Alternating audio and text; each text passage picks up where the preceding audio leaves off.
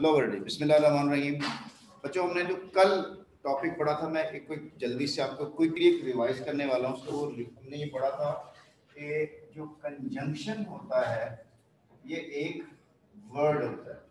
Conjunction एक word होता है जो ज्वाइन करता है। बेटा किस किस को ज्वाइन करता है? दो लफ्जों को, दो फ्रेजेस को और दो क्लॉजेस को।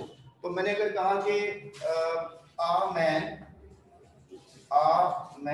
and a woman, तो मेरा बच्चा ये a man एक फ्रेज थी और a woman भी एक फ्रेज थी। किससे ज्वाइन हो गया? एंड से जुड़ गई। अच्छा, अब क्लॉज भी जुड़ सकती है, वर्ड भी जुड़ सकता है और क्लॉज भी। ठीक है, अब मैं कहता हूँ अहमद एंड असलम, तो अहमद भी एक नाउन है, असलम भी एक नाउन है, इसके दरम्यान मैंने क्या लगा दिया? एंड लगा दिया। तो एंड क्या होगा? कंजंक्शन। अब मैंने फ्रेज भी बोला, मतलब a man in the teacher, a man in the class and a student in the ground। And से जुड़ गया दोनों फ्रेजेस। बेटा क्लॉज भी जुड़ रही है, मतलब I am a teacher, I am a teacher and you are a student। इसने कहा बेटा इसके अंदर वर्ब नहीं है। ये देखो, ये क्या चीज है? एम। और ये क्या चीज है? आर। ये भी वर्ब है। Helping verb. हेल्पिंग वर्ब बेटा, हेल्पिंग वर्ब तब यूज होते हैं जब आगे मेन वर्ब लगाओ।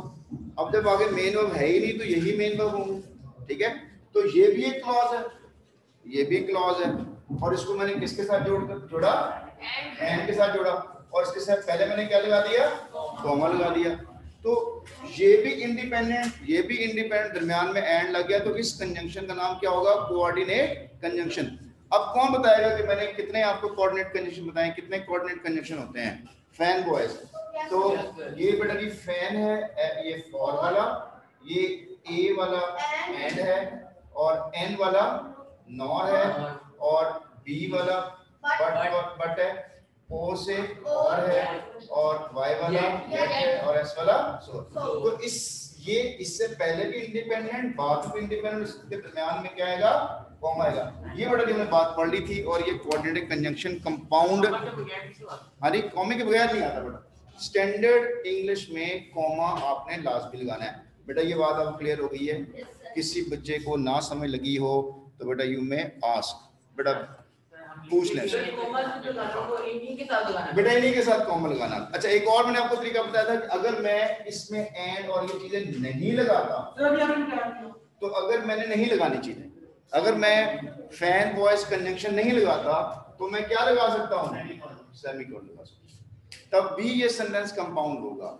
यहाँ तक बड़ा बात क्लियर होगी। अब हम इससे नई बात शुरू करते हैं। ऊपर वाली क्लॉज कौन सी? ये वाला। ये बेटा सेंटेंस है ही नहीं। आ मैन एंड अ वुमन ये फ्रेज है, ये क्लॉज नहीं है। क्यों क्लॉज नहीं है? क्योंकि इसके अंदर वर्ब ही नहीं है। ठीक है जी बेटा बोलो। हम सिंपल कॉमा नहीं लगा सकते? नहीं बेटा नहीं, सिंपल कॉमा भी नहीं लगा सकते। यहाँ तक बात क्लियर होगी? अब बेटा हम बात करने, अब मैं करने जा रहा हूँ नई बात। अब हम नई बात करने जा रहे हैं। वो नई बात क्या है कि अगर मैं इस सेंटेंस को आई एम अ टीचर को ऐसे लिख दूं, बेटा कैसे लिख दूं? लिखूं if I am a teacher, if I am a teacher, अगर मैं एक टीचर हूं तो इस इफ ने इस पूरी क्लॉज को डिपेंडेंट कर दिया है। और जब क्लॉज डिपेंडेंट हो जाती है तो उसके बाद कॉमा लगता है, और कॉमे के बाद मेन क्लॉज लगती है। If I am a teacher, I need to teach well. I need to teach well. मुझे अच्छी तरह से पढ़ाना है। तो ये जो सेंटेंस मैंने आपके सामने लिखा, ये सेंटेंस बेटा कॉम्प्लेक्स सेंटेंस है, ये डिपेंडेंट है और ये इंडिपेंडेंट है। ठीक है, इसको में जोड़ने वाला कंजंक्शन ये इफ था। और बेटा देखो, इफ कंजंक्शन में और इस कंजंक्शन में क्या फर्क है? ये दो क्लॉजेस के दरमियान में आ रहा है और ये क्लॉजेस के स्टार्ट में आ रहा है। ठीक है, ये वाली जो क्लॉज है, ये जो कंजंक्शन इफ वाला कंजंक्शन है, इसको हम कहते हैं सब ऑर्डिनेट कंजंक्शन। तो मैंने बेटा जी कंजंक्शन के हमने 3 टाइप्स पढ़ी हैं, 1 टाइप, 2nd टाइप और 3rd। पहली कौन सी है? कोऑर्डिनेटिंग कंजंक्शन, कोऑर्डिनेटिंग और दूसरा क्या था सबऑर्डिनेटिंग, सबऑर्डिनेटिंग, और इसी है को रिलेटिव। ये बेटा नहीं आपने तीनों को याद रखना है, वो भी समझा रहा हूं मैं। कोऑर्डिनेट का मतलब क्या बेटा जी? फैन वॉइस, ठीक है, ये फैन वॉइस है, और ये वाले सबऑर्डिनेट कौन से बेटा? ये अब आपको समझाने लगा हूं मैं। बेटा याद रखें, मैं आपको एक टेक्निक बताने लगा हूं, आपने सेंटेंस में देखते ही पहचान जाएंगे कि भाईजान ये जो सेंटेंस है कंपाउंड नहीं है, कॉम्प्लेक्स है। The moment you look at the sentence, you can find out whether this sentence is compound or the complex. How? With this you can understand it. Fan voice, if there is a for, there is an and, nor, or, but, and there is two independent sentences, you can find out that we are talking about compound sentence. लेकिन मैं आपको एक formula बताने वाला हूँ, मुझे बड़ा मजेदार फार्मूला, गौर से देखिएगा। फार्मूला बेटा मैं बताने वाला हूँ आपको, मैं तो ये है, लिखिए बेटा जी, ए बी ई और एल, ये क्या बना? Table. I S J U S T just, N O और W now. Table is just now. बेटा ये फार्मूला याद कर लें, ये फार्मूला याद कर लें, आपकी जिंदगी जो है ना वो आपका जीवन सफलता में आ जाएगा बच्चों। कैसे वाला? बेटा ये जो ए stands for after, after and although, जहां कहीं बेटा ये आफ्टर और ऑल्दो आपने देखना है ना इस सेंटेंस के अंदर, wherever you find although और आफ्टर, आपने कहना सेंटेंस ये क्लॉज डिपेंडेंट है। क्लॉज डिपेंडेंट है तो डिपेंडेंट क्लॉज सेंटेंस तो होता ही नहीं, it needs another independent clause, तो वो सेंटेंस आपका कॉम्प्लेक्स होगा। इस तरह से आपने देखा बिकॉज, अगर आपने कहीं बिकॉज लिखा हुआ हो या बिफोर लिखा हुआ हो, आपने कहना क्लॉज कौन सी है? डिपेंडेंट। और डिपेंडेंट क्लॉज सेंटेंस नहीं होता, एक और क्लॉज की जरूरत है, सेंटेंस हमारा बन जाएगा कॉम्प्लेक्स। इवन देन, एक ही वर्ड है, और लेस्ट। बेटा जी lest, even then, because, before, after, although, ये मार्कर होंगे, डिपेंडेंट क्लॉज के मार्कर होंगे। हाँ जी, लेस्ट ऐसा ना हो, ठीक है बेटा। आई से बनेगा इफ, एस से बनेगा सिंस, जे से बनेगा जस्ट एज, यू से बनेगा until, unless, S is suggesting that, और T से बनेगा THOUGH, दो या that, और N से बनेगा now that, O से बनेगा once, और ये जो W है ना बेटा, ये सबसे शरारती है। क्यों? W से बड़ी 14 वर्ड बनेंगे आपके, when, where, while, who, which, that, हाँ जी, lest और even then एक ही वर्ड, suggesting that एक ही वर्ड है, एक ही वर्ड, हाँ जी। lest का मतलब होता है ऐसा ना होके, ठीक है बेटा। बच्चों ये बात लिखी क्या आप लोगों ने? एक मिनट फिर सुन ले मैं जो कहने वाला हूँ। although, after, because, before, even then, lest, if, since, just as, until, unless, suggesting that, though or that, now that, once, और W से शुरू होने वाले वर्ड देखें ना, W से शुरू होने वाले वर्ड बड़ा लिखने लगा मैं, when, where, while, which, who, whose, और whom, नहीं विद नहीं बेटा, विद preposition, ठीक है। when, where, while, which, who, whose, whom, तो बड़ा 3, तो 5, तो 7, है नहीं? बड़ा सुन तो लो ना, अभी फोर्ट कैसे कर देता हूँ। ये कितने बन गए? 7। अभी देखो बताता हूँ, सब्र कर लो, सब्र तो करो, सब्र करो, रुको। और बेटा when, whenever, where, wherever, while, whenever तो होता नहीं, whichever, whoever, whose नहीं होता, whomever। समझ लगी बात? तो ये वाले वर्ड जहां कहीं भी सेंटेंस में बेटे आपको नजर आ जाए, आपने क्या कहना है? ये कौन सी क्लॉज बनाएंगे? Dependent clause.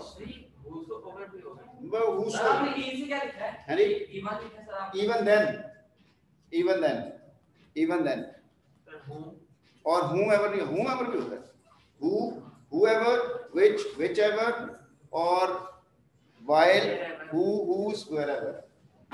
समझ लगी बच्चों की बात? डन हो गया? क्लियर हो गई यहाँ तक बात? कौन सा नजर नहीं आ रहा? येट और सो। यार बेटा मैंने आपको एक बात बताई थी, कल मैंने आपसे बात की थी, आपने ग्रामर ट्री को उतना ही देखना जितना मैं आपको दिखाऊंगा। समझने बात को? ग्रामर ट्री आपने उतनी ही पढ़नी है जो मैं पढ़ा रहा हूँ, ठीक है? मैं आपको वो चीजें बता रहा हूँ जो आपके सेंटेंस में लिखने में आपको हेल्पफुल होगी और आपको समझने में पता चलेगा क्या लिखते हैं। बेटा मैं सारी आपको प्रैक्टिस करके दी, ये तो मैं अभी आपको बता रहा हूँ ना कि आपने how you have to swim, कैसे तैरना है, मैं आपको भी सिखा रहा हूँ, थ्योरी बता रहा हूँ। इसके बाद आपको लेके जाऊंगा और आपको दरिया में फेंक दूंगा, चलो अभी तैरो। तो तैराकी तभी आएगी ना दरिया में मैं फेंकूंगा आपको। तो जब तक आप ऐसे लिखोगे नहीं, ये चीजें आप सीख नहीं सकते। अभी आप इसको अंडरस्टैंड करें कि ये कैसे बन रही होती है। अब मैं आपको दो बातें बताई हैं। मैंने कहा एक कंजंक्शन कोऑर्डिनेटिंग कंजंक्शन होते हैं, दूसरा क्या होता है सबऑर्डिनेट, और तीसरा मैंने कोऑर्डिनेट बताया नहीं अभी आपको मैंने। तो ये जो कोऑर्डिनेटिंग कंजंक्शन होते हैं, ये कौन सा सेंटेंस बना रहे होते हैं? Complex compound. और ये कौन सा सेंटेंस बनाएंगे? कॉम्प्लेक्स सेंटेंस बनाएंगे। दोनों में क्या फर्क होगा? यहाँ पे क्लॉजेस दोनों इक्वल रैंक की है, यहाँ पे क्लॉजेस इक्वल रैंक की नहीं होंगी। रैंक के मतलब दोनों इक्वल लेवल की नहीं होंगी। यहाँ तक बात क्लियर हो रही है बच्चा? अच्छा अब बेटा देखो, आपको बोर्ड कौन सा नजर नहीं आया? इधर मेरे पास में सारे बच्चे देखो, ये आपको नजर आया? आफ्टर ऑल दो, आफ्टर ऑल दो नजर आ गया बच्चों? बिकॉज बिफोर नजर आ गया? इवन देन और लेस नजर आ गया? इफ भी पता चल गया? सिंस भी पता चल गया? अच्छा जस्ट एज? अच्छा अब देखो नाउ दैट पता चल गया? और वंस भी। अब ये जो आपको वर्ड नजर नहीं आया वो था आपका व्हेन का। When, where, while, which, who, whose, whom। मैं दोबारा लिख के दे रहा हूं बेटा, ऊपर लिख के दे देता हूं। ये वाले जो वर्ड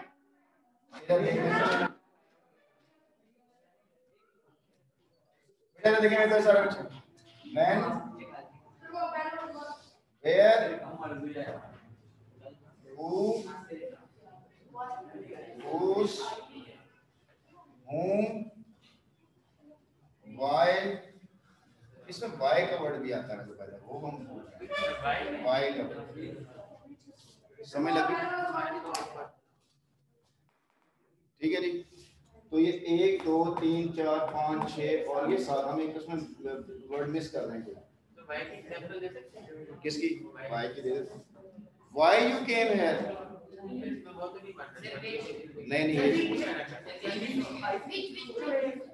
विच मिसिंग है।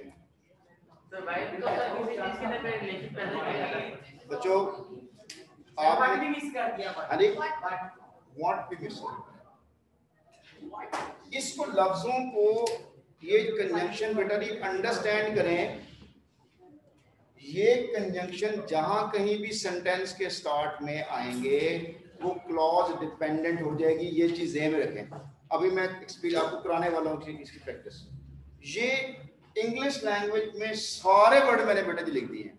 आप अपनी ग्रामर ट्री में खोलेंगे सारे वर्ड नहीं होंगे आपके पास। ये 45 के करीब वर्ड्स हैं जो मैंने आपको निमोनिक्स में सिखा दिए हैं। हाँ जी, वेदर नहीं है, वेदर का वर्ड भी इसमें आता है। Yes whether is also there, वो मैंने मेंशन नहीं किया, वो भी आ सकता है। मैक्सिमम वर्ड आ गए। अब आपने बेटा जी मेरी बात सुने। इसके अलावा ये जो कोऑर्डिनेट कोरिलेटेड कंजंक्शंस को समझेंगे क्या होता है बेटा। जहां कहीं मैंने लफ्ज नॉट ओनली लिखा तो मुझे इसके साथ बट आल्सो भी लिखना है। मैं अगर नॉट ओनली लिख लिया और बट आल्सो नहीं लिखा तो मेरा ये कंजंक्शन कंप्लीट नहीं होगा। क्लियर होगी बात। अगर मैंने यहाँ पे लिख दिया नीदर, NETHER नीदर, तो उसके बाद नॉर का वर्ड आ सकता है। अगर मैंने लिखा कि मैं अगर ये लिख दूं कि बोथ, ये इस तरह के वर्ड है। अगर मैंने यहाँ पे लिख दिया स्कार्सली, स्कार्सली इसका मतलब होता है बमुश्किल, तो आगे मुझे व्हेन का वर्ड भी ऐड करना है। ये जो लिस्ट है ना बेटा, ये जो कंजंक्शन की लिस्ट है, इसको कोरिलेटिव इसलिए कहते हैं कि जब कभी एक ग्रुप कंजंक्शन का यूज किया जाता है तो अगला भी यूज किया जाना चाहिए। बमुश्किल, स्कार्सली का मतलब होता है बमुश्किल। बता रहा हूँ, मैं कहता हूँ कि मैंने कहा अभी मैं कमरे में दाखिल हुआ ही था कि सर ने मुझे कहा कि तुम वापस चले जाओ। अभी मैं पढ़ने के लिए किताब खोली ही थी कि अम्मी ने कहा बेटा दही ले आओ, ठीक है ना। अभी मैं पढ़ने के लिए किताब खोली थी कि मेरे छोटे भाई ने टीवी चला दिया और फिर मैं उधर चला गया। तो ये होता है स्कार्सली। तो स्कार्सली और हार्डली, ये वाले वर्ड आपने एक्सप्रेशन के लिए यूज होंगे और ये बड़ी वैल्यूएबल चीजें हैं। अब जो आपको समझने वाली चीजें बेटा जी, तीन चीजें आपने बातें समझनी है। फिर देखिए मेरे रिकॉल करें, कंजंक्शन क्या करते हैं, दो चीजों को जोड़ते हैं। जो कोऑर्डिनेटिंग कंजंक्शन होते हैं ये दो इंडिपेंडेंट क्लॉजेस को जोड़ते हैं। जो सब ऑर्डिनेटिंग होते हैं उसमें से एक डिपेंडेंट होती है, दूसरी इंडिपेंडेंट होती है। तो जो डिपेंडेंट क्लॉज होती है उसको करने वाले ये वाले कंजंक्शन होते हैं। और कुछ कंजंक्शन जो होते हैं कोरिलेटिव होते हैं, वो ना कंपाउंड होते हैं ना कॉम्प्लेक्स होते हैं। वो जब कभी आपने नॉट ओनली यूज करना होता है उसके बाद आपने बट ऑल्सो भी यूज करना होता है। उसका एक बकायदा स्टैंडर्ड है, वो भी आपको प्रैक्टिस के साथ हम उसको सीखने वाले हैं। हाँ, इधर और नीदर नॉट होता है। हाँ क्या बोल, हाँ जी, नीदर नॉट है तो इधर और भी होता है। अब बेटा यहाँ तक बातें क्लियर होगी आपको। मेरे मेरे तरफ जरा मेरे साथ साथ आइएगा। पहली कंजंक्शन कौन सी बोली हमने, coordinate conjunction, coordinating conjunction, compound sentence. फिर हमने बोला को कौन सा बोला, सबऑर्डिनेट कंजंक्शन। तो सबऑर्डिनेट सेंटेंस क्या बना, कॉम्प्लेक्स। और उसके बाद हमने बोला को रिलेटिव कंजंक्शन। अब आपकी बड़ी एक्सरसाइज खोलें, उस एक्सरसाइज के अंदर अब मैं एक्सरसाइज के आपको समझाऊंगा कि इसमें क्या बात करनी। मैं आपको जो बच्चे यहाँ पे देख रहे हैं मैं उनके लिए स्क्रीन शेयर कर रहा हूँ। हाँ जी, अब देखो सारे बच्चे,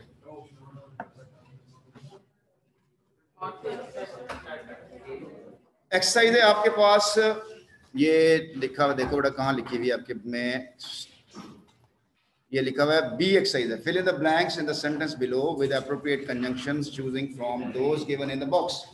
अब ध्यान दो, यहाँ पे नहीं रिपीट नहीं होनी, दो तो जो दो जरा बेटा, इधर और बताओ मुझे कंजंक्शन है, बोलो बच्चे जी। अगर ये इधर आर कंजंक्शन है तो मेरे बच्चों बोलो ये किस कंजंक्शन का नाम क्या है, कोरिलेटिव कंजंक्शन है, बिल्कुल ठीक है। बिकॉज बताओ कौन सी कंजंक्शन है, सबऑर्डिनेट कंजंक्शन है। बताओ मुझे बेटा जी इफ कौन सी कंजंक्शन है, सबऑर्डिनेटिंग कंजंक्शन है, शाबाश बिल्कुल ठीक कहा आपने। अब मुझे ये बताएं कि सिंस कौन सी, इफ कौन सी है, इफ कौन सी है, सिंस कौन सी है, देयरफॉर कौन सी है। अब मैंने यहाँ मेंशन नहीं किया देयरफॉर का ना एक नया टर्म होता है, उसको कहते हैं कंजंक्टिव एडवर्ब्स कहते हैं, लेकिन बहरहाल इसको डिपेंडेंट ही रखें आप। Even though, even though, even then, even though और इवन देन दोनों होती है, इवन दो और इवन देन दोनों सबऑर्डिनेट कंजंक्शन। नीदर और नॉर क्या है, कोरिलेटिव कंजंक्शन है। व्हेनेवर क्या है, सबऑर्डिनेट कंजंक्शन। और बेटा जी नॉट ओनली बट आल्सो क्या है, अच्छा। और सो दैट क्या है, सो दैट भी बेटा जी कोरिलेटिव ही है, सो रिलेटिव, ये सो दैट कोरिलेटिव है। और एल्स क्या चीज है, यहाँ पे जो मैंने वो जो एल्स और एल्स वाला वर्ड बोला था ना, एल्स, एल्स भी इवन देन वाला वर्ड है ना, even then, even else, even then के बाद एक और वर्ड क्या लिखा हुआ है यहाँ पे, even though, even then, even though और एल्स, ये सारे ई से शुरू होते हैं, ये भी डिपेंडेंट क्लॉज है, ये भी सबऑर्डिनेट कंजंक्शन है। समझ लगी बेटा ये आपको, कंजंक्शन पर चल गया। अब हम यूज करने वाले सेंटेंस के अंदर, slide the key inside underneath the door dash locking it carefully from outside। क्या आएगा यहाँ पे? अच्छा, इसका मतलब क्या है? इसका मतलब ये है कि after locking it carefully from outside, बाहर से दरवाजा बंद करने के बाद चाबी को दरवाजे के नीचे से अंदर स्लिड कर देनी है। अच्छा, अब मुझे बताएं इसमें जो लफ्ज है after locking it carefully, after locking it carefully, दरवाजा बंद करने के बाद, दरवाजा बंद करने के बाद, बताओ बेटा ये कंप्लीट सेंटेंस है? नहीं ना। क्यों कंप्लीट नहीं? क्योंकि लगा हुआ है आफ्टर। अब देखना, I have lock the door, complete sentence.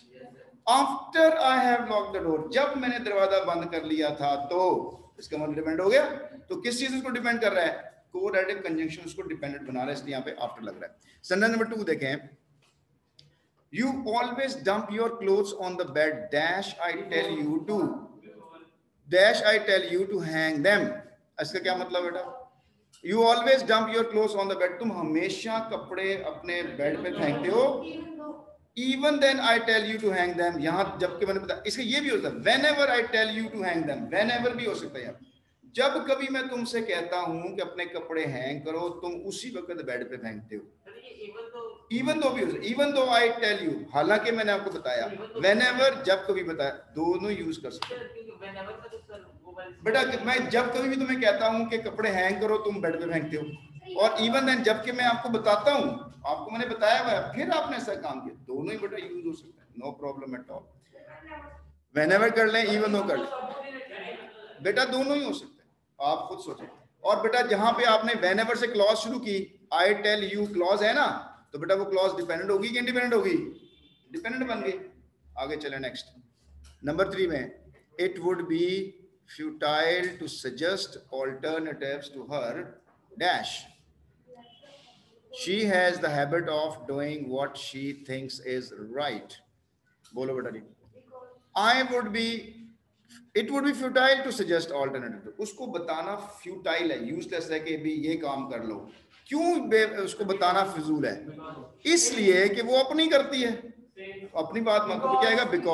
because she has the habit of doing what she thinks is right, तो because आ जाएगा। नंबर 4 पे देखें, she went out without an umbrella dash it had started to rain because it had, therefore बेटा ज्यादा, even though भी हो सकता है, नहीं बेटा यहाँ पे जो ना, even though it had started to rain, therefore it had, नहीं बेटा, she went out, नहीं बेटा यहाँ पे ना even though आएगा, और बेटा सुनो इसका मतलब, सुनो क्या कहता है, she went out without umbrella, वो बाहर निकल गई umbrella के बगैर। हालांकि बाहर क्या हो रहा था? बारिश। भाई देखो, जब बारिश हो रही होती है, जब बारिश हो रही होती है तो हम कहते हैं यार मैं umbrella लेके जाऊंगा। अब बारिश हो रही थी, उसको पता था कि बारिश हो रही, लेकिन फिर भी वो बाहर निकली और umbrella साथ नहीं ली, तो हम क्या कहेंगे? even though। तो even though, तो she went out without umbrella even though it had started to rain। अब नंबर 5 देखें, there were dash doctors, अब बेटा देखो मेरी बात सुनो, दोनों हो सकते हैं, there were neither doctors nor nurses in the hospital, ये भी ठीक है, मीनिंग चेंज हो जाएंगे। ये भी हो सकता है, there were either doctors or nurses in the hospital at that time, अगर नहीं नॉट ओनली यहाँ पे होगा। अब मेरी बात सुनो, दोनों में देखो मीनिंग क्या चेंज होंगे। अगर मैं ये कहूं कि there were neither doctors nor nurses, तो क्या मतलब होगा? ना डॉक्टर थे ना नर्सेस। अच्छा, अगर मैं ये कहूं कि देयर वर ईदर डॉक्टर्स और नर्सेस, उसका मतलब होगा या डॉक्टर होंगे हॉस्पिटल में या नर्सेस होंगे। नहीं बेटा, ये भी हो सकता है, there are not only doctors in the hospitals but also nurses, ये भी हो सकता है। ईदर और नीदर में ईदर पॉजिटिव है और नीदर नेगेटिव, ईदर पॉजिटिव है और नीदर नेगेटिव। अच्छा हाँ जी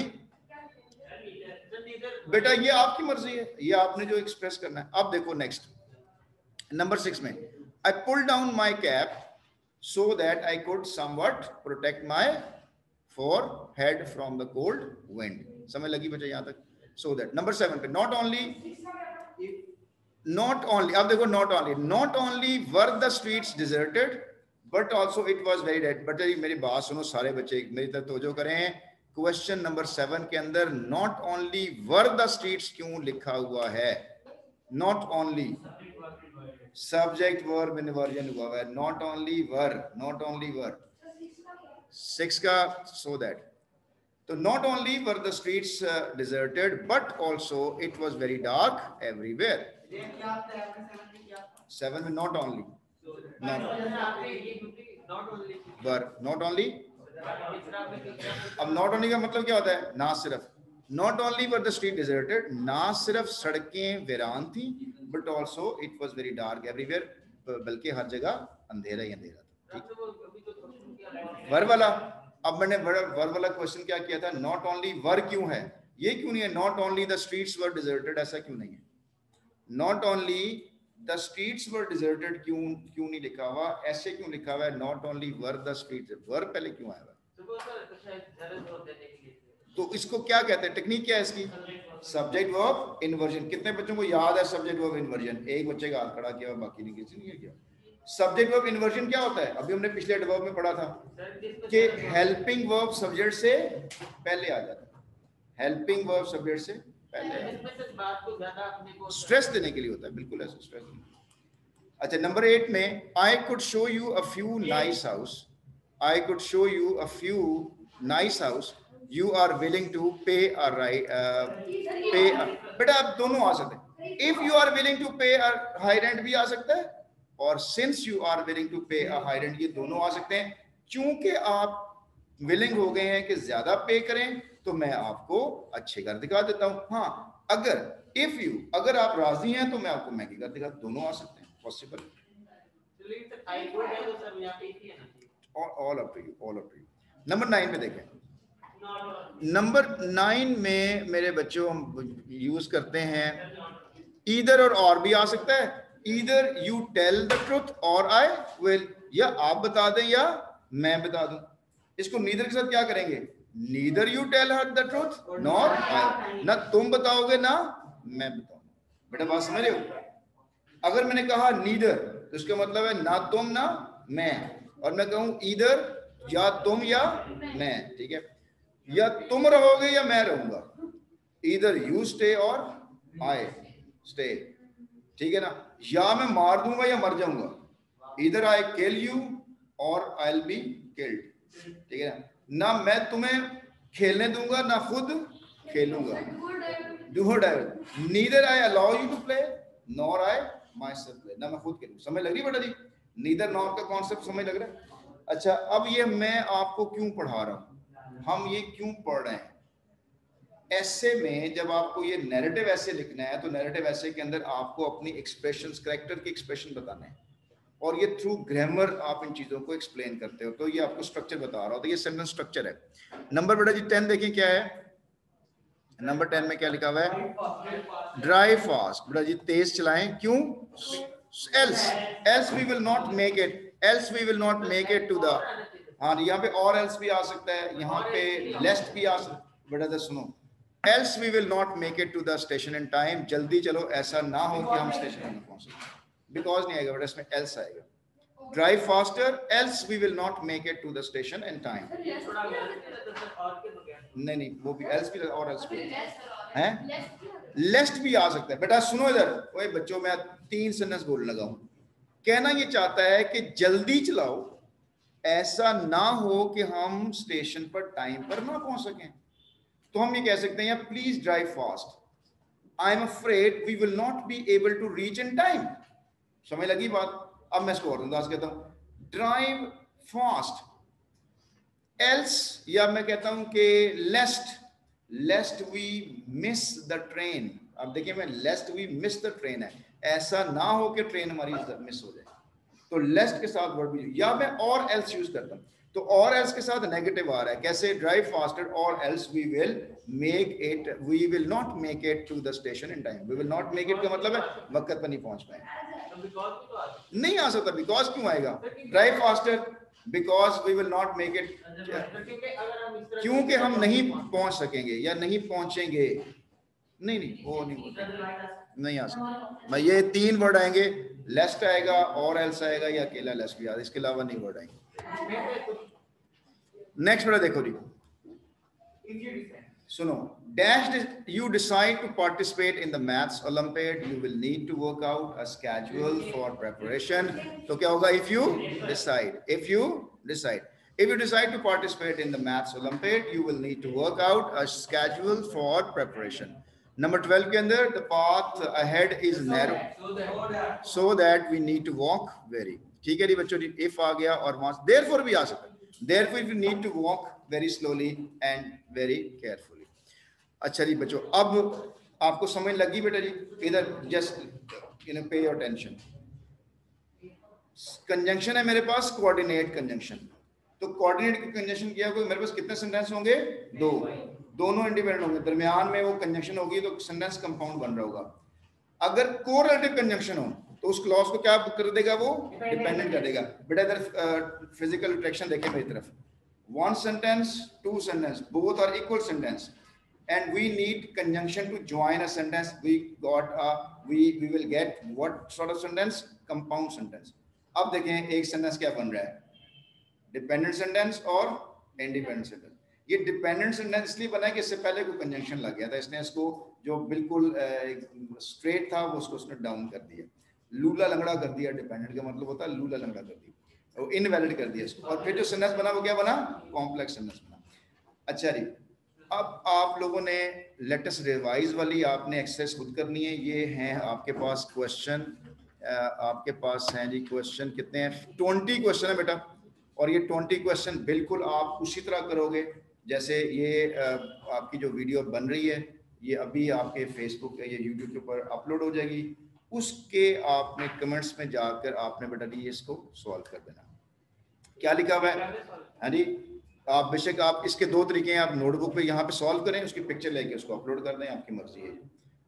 I will be so glad. अब मैं आपको एक दो करके दे रहा हूँ आपको मैं, ताकि फिर आप उसे खुद कर लें. देखें लिखा हुआ है I will be so glad और दिस जॉब इज फिनिश लिखा हुआ है. मेरे सब्र कर लो, सब्र कर लो. मुझे बताओ बड़ा ये I will be so glad, I will be so glad कौन सा सेंटेंस है?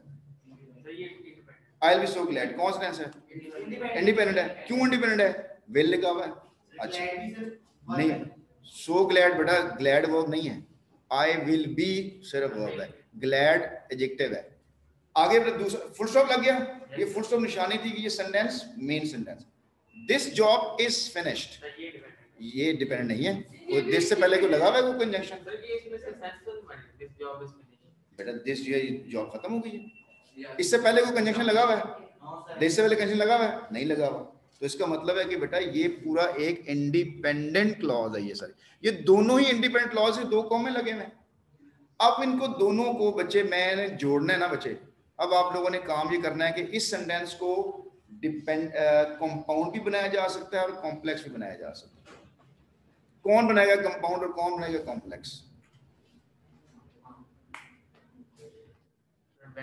बनाए जरा. अच्छा ये कंपाउंड नहीं बनेगा, मतलब कंपाउंड कैसे बनेगा? I will be glad so for this job is finished, बिल्कुल बन सकता है. आई विल बी ग्लैड, देखो मैं इसको बना रहा हूँ, कंपाउंड बना रहा हूँ. देखो कैसे बन रहा है कंपाउंड. ठीक है, तो सारे मुझे तोजो करो, मैं आपको चीजें समझा रहा हूँ, आप इसको समझेंगे. ये एक आर्ट है जो मैं आपको समझाने जा रहा हूँ. पहला सेंटेंस क्या है? I will be glad.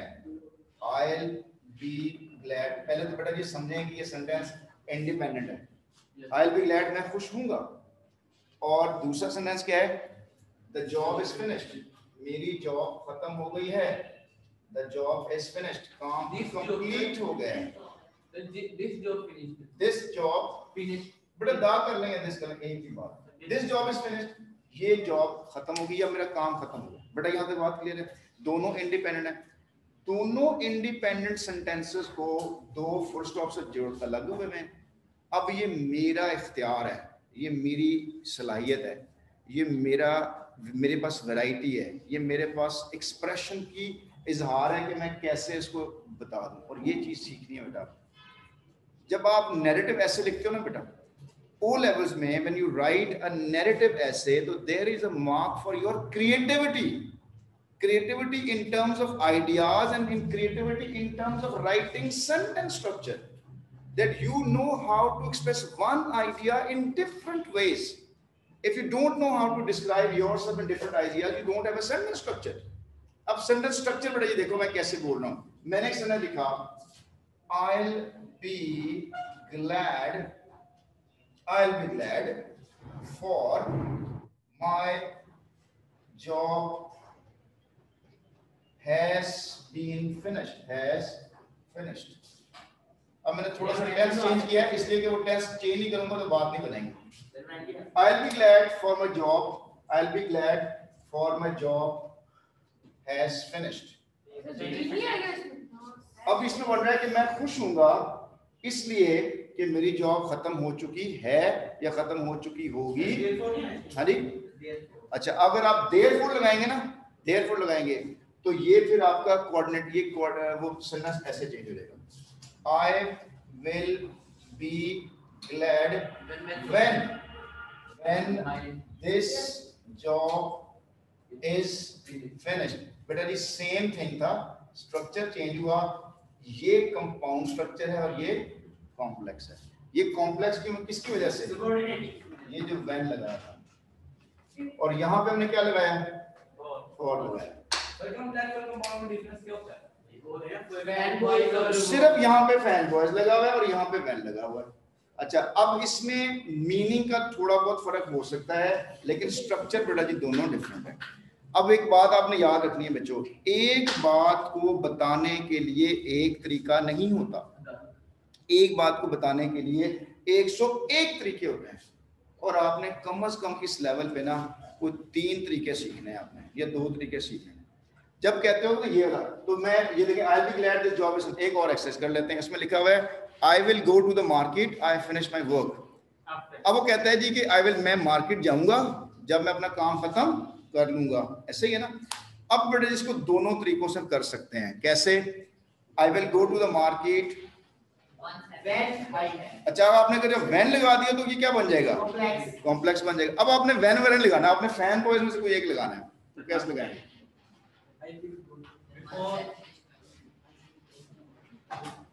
कैसे बनाएंगे जरा इसको। अब जरा थोड़ा बहुत चेंज करना पड़ेगा, जरा बात आपको चेंज करना पड़ेगा। सुने जरा मैं आपको बता देता हूँ उसको। I will, सुनो बस सुन लो। I will not go to the market, I will not go to the market, comma, nor I will finish my work। Nor लगा, नॉर में फैन वॉइस नहीं है, नॉर लगाया मैंने पहले, नेदर लगा लिखा ही नहीं। I will not finish, I will not go to the market, comma, nor I will finish my। बेटा कोऑर्डिनेटिव तब बनाना जब आपने नीदर से सेंटेंस स्टार्ट किया है। आपका सेंटेंस नीदर से स्टार्ट नहीं हुआ, आपका सेंटेंस नॉट से स्टार्ट हुआ। वो तो अगर आप नीदर के साथ कर लें, आप यूं कर लें, neither I will go to the market nor I will finish my work, ऐसे कर लें। देखिए वो सेंटेंस चेंज हो जाएगा लेकिन ये है कि आपका स्ट्रक्चर चेंज हो जाएगा, उससे स्ट्रक्चर चेंज हो जाएगा। अच्छा बेटा जी अब आप, मैं आपको मुश्किल में डालता, आप सिर्फ इसके कॉम्प्लेक्स सेंटेंस बनाएं। कॉम्प्लेक्स सेंटेंस का मतलब ये है, जैसे नंबर 3 देखें, we went very early, we go to the best seats. अब बताएं जरा, we went very early, we got the best seat, क्या होगा, we got the best seats, we got the best seats because we went very early. ये भी हो सकता है कि if we go very early we will get best seats, तो ये आप अपनी मर्जी से उसको चेंज कर सकते हैं। अच्छा ये बेटा जी अब आपने एक और काम करना है आप लोगों ने, सुनो बच्चों, सारे बच्चे, एक तो ये कि आप इसको बेशक YouTube के कमेंट्स में लिख दीजिएगा। दूसरा बच्चों आपने काम ये करना है कि अपनी नोटबुक के ऊपर ना, नोटबुक के ऊपर आपकी जो नोटबुक है उस नोटबुक के ऊपर ये 20 सेंटेंस ना, ये वाले नहीं लिखना है, अपने तौर पर आपने सेंटेंस लिखना है, अपने तौर पर सेंटेंस लिखें, उसकी प्रैक्टिस कीजिएगा। जितना अच्छा आप उस सेंटेंस को लिख पाएंगे उतना आपका सेंटेंस स्ट्रक्चर बन रहा होगा और आपको आइडिया हो जाएगा ये कैसे लिखना है। मेरी बात समझ रहे हैं? आपको वैसे भी 4 दिन की छुट्टियां हैं, इसको आप दोबारा देख लीजिएगा और ये अपने नोटबुक के ऊपर आपने ये एक्सरसाइज करनी है। मैं आपको जल्दी से कुछ करवा देता, एक इसी तरह से देखो नंबर 3 में क्या करूं, we were not very, वो मिल गया उनको, we went very early, we got to the best seats। तो ये आप ऐसे कर सकते हो कि आप ये कर सकते हो, we went very early so we got the best seat, तो so we got the best seat ये भी हम कर सकते हैं। और नंबर 4 के अंदर we did not like the film at all, we watched it till the end, इसको आप कैसे कर सकते हो, although we did not like the film at all we watched it till the end. अगर हमें ये फिल्म अच्छी नहीं थी फिर भी देखी हमने, गेट भी आ सकता है, ऑल्दो वी डिड नॉट। अच्छा नहीं, अब आप ऐसा करें, मुझे बताओ बच्चे कि ये जो 5वां छठा कोई ऐसा है खुद सॉल्व करके दिखाएं, उससे कोई ताकि कोई मसला है तो सॉल्व कर दीजिए। बोलो बच्चे कोई सवाल।